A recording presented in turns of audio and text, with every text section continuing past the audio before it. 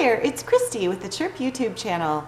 Today I'm here to begin a response to a viewer. The question that this viewer asked was multi-part, so I'll be going into detail on different parts in different videos. But the first part of the question was, how do I work with a child who doesn't enjoy the time that he spends with me? How do I get a child to play with me, work with me, learn with me if he doesn't want to? This happens to be a very common question, and the people it's most common with are people who are trying to do very traditional style treatment or teaching with a child. The type of treatment that is most commonly used with kids, the type of teaching that is most commonly used with kids, is called discrete trial training. I'm going to pretend that we're trying to teach the color red. In discrete trial training, a teacher or an adult would hold up a red car and say red, and would hold up a red pencil and say red, and would hold up an apple, a red apple, and say red. And then the person would do a series of questions for the child. So the person would hold up two things of a different color and say, show me red. Maybe it would be a green car and a red car. And then would hold up two different colors of pencils and say, show me red. And then the person would measure how many out of 10 or how many out of 20 the child got right. And this is how we would tell if a child was learning the concepts that we were trying to teach. And the idea behind this kind of teaching is that you start with very basic topics, very basic words, and you slowly make things more complex. There are a lot of problems with this approach. It is not effective for teaching what we think we're teaching. What we are teaching the child is how to respond to a prompt in a way that we like. We are not teaching independent communication. We are not teaching social interaction. We are not teaching engagement. We are not teaching that the world is a fun and interesting place. We are not teaching that people are fun and interesting. We are teaching children how to respond to questions. We're training children to be robots. I don't want my clients or my students to be robots. I want them to be full and complete human beings who are not just responding to a question, but who are expressing themselves in a wide and varied way. We have to be very careful when teaching children. We can very easily teach children how to memorize things via rote. We can very easily teach them how to respond with the answer that we want them to give us. It is not as easy to train them how to assess their own thoughts and communicate that. However, that is much, much more important in the scope of a human life than is being able to answer a question the way that your questioner wants you to answer. If you think about this, you will see that it is no wonder that children do not want to spend time with us when that is the approach that we use. If I believe my job is to be a lecturer or to be an examiner or an assessor, why would a child want to spend any time with me? I don't like spending time with people who are interviewing me or testing me or quizzing me. I want to spend time with people I enjoy being around. And that is the very first step of building this kind of relationship so we can teach in a different way. The very first step is wooing the child into wanting to spend time with you. If a child doesn't want to be there, it's very, very difficult for him to learn anything.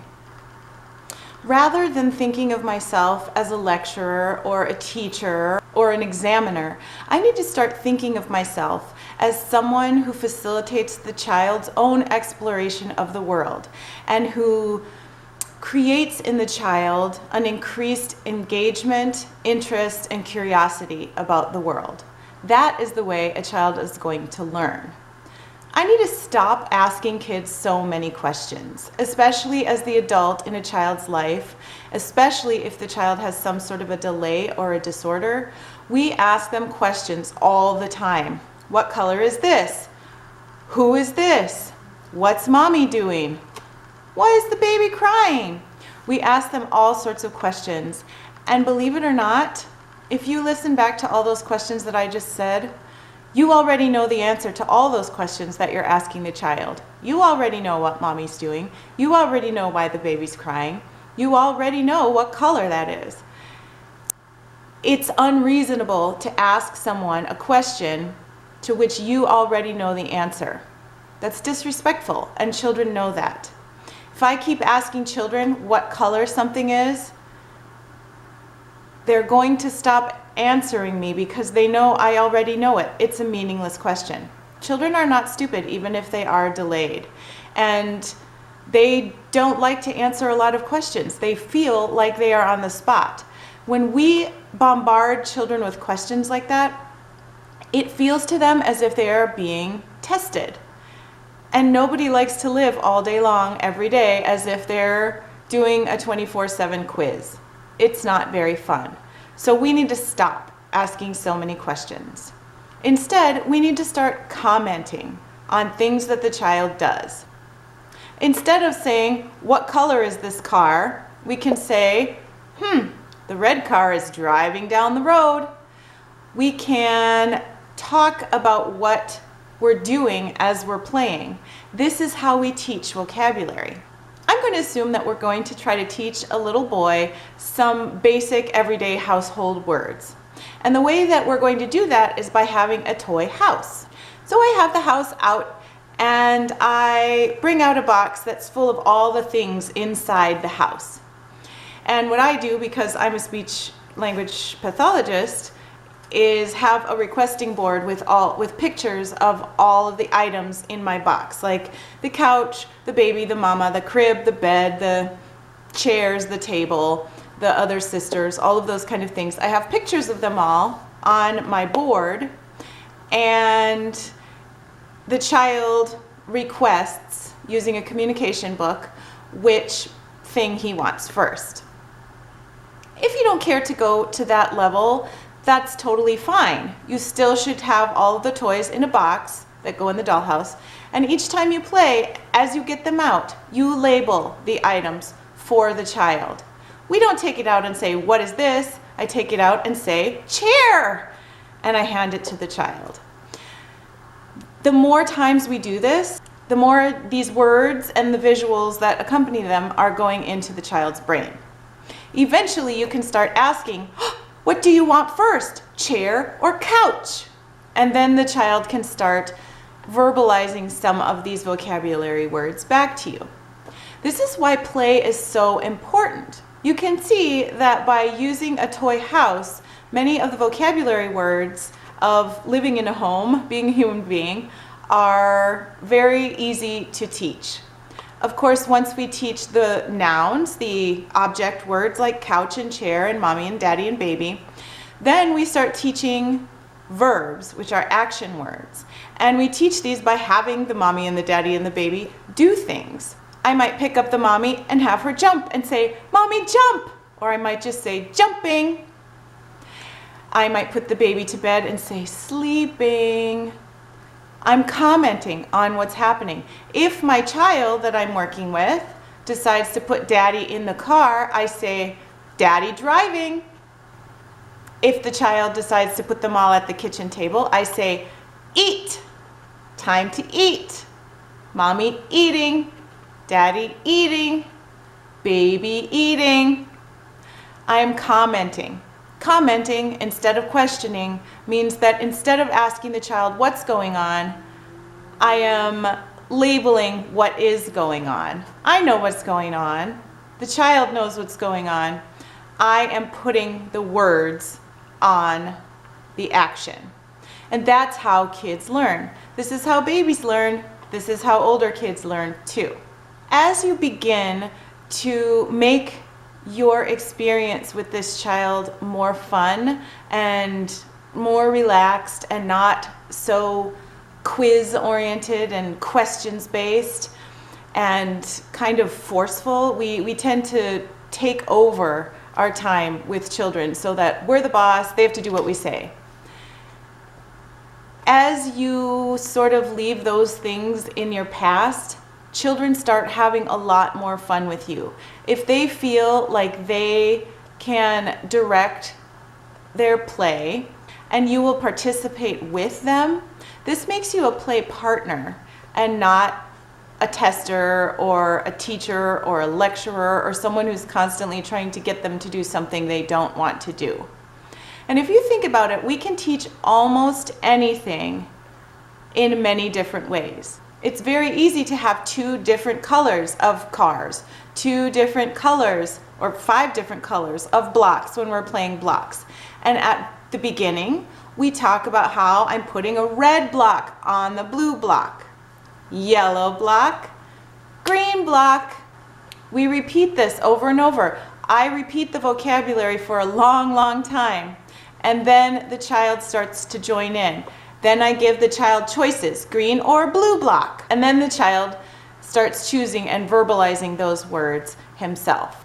We can teach social skills this way. We don't need to sit around a table, read a book, and talk about it. We can play with puppets. We can have dolls. I have one little guy in my classroom right now who has extremely brilliant skills in the area of verbal language and expression, and extremely delayed skills in the area of social interaction and interpersonal communication. He's rude. He's very rude because he sees things. He's really smart. He doesn't think other people are as smart, and he thinks anyone who doesn't look a certain way is fat and ugly. I've probably talked about him before. He is one of my favorite students, so I have to say that. At the same time, there are obviously some things we're working on. So when he gets overwhelmed, he starts to hit and kick. And one of the most effective ways that we've worked on this is not by sitting him down and having a discussion. It's not by having timeouts. It's by playing with toys. In fact, I've done this with the dollhouse, and I've done this with a farm as well. For example, with the farm, I grabbed the chicken and I had the chicken say, "I'm so angry," and he kicked the cow. I just had him crash into the cow, and the cow went wah and started to cry. And the farmer came along and said, "Chicken, that is not okay. You need time in jail." And we put the chicken in the silo and closed the door, and then I set a little pretend timer for, I think, 30 seconds, and the chicken had to stay in there for 30 seconds. This kid thought that was the funniest thing, and he played that over and over and over in his own time, in his own voice, for quite some time. And even brought that game back in other toys. He did it with the space station, he did it with the toy house, and it really helped him to work through the fact that some behaviors are not okay and they hurt other people's feelings. It really helped him start to see his behavior from someone else's perspective because he was watching it in action happening in his toy play. That's how we want to teach. It is much more effective when children can see it happening. It's much more effective if it's fun in the process. There is something about enjoyment that makes our brain perk up. When I am learning about a topic in a way that I find interesting, I learn it better. I understand it better. I remember it more. My brain is more receptive. And that is what we want for our students. We want them to have fun. In fact, it's more important that they be engaged and having fun with me than it is that I get through a certain amount of teaching. If I can find a way to teach what I want to teach through toys, through play, then it's going to be much more effective. And that is how we need to woo children into wanting to spend time with us. That is how we encourage kids to learn, because we make learning fun. I hope this video gave you some things to think about. Leave me comments down below what sort of skills that you are trying to teach, and perhaps we can talk about how you might be able to teach them in a more playful way that makes it much more fun for the child and also more fun for you. I hope you have a wonderful day, and I'll see you in my next video. Bye.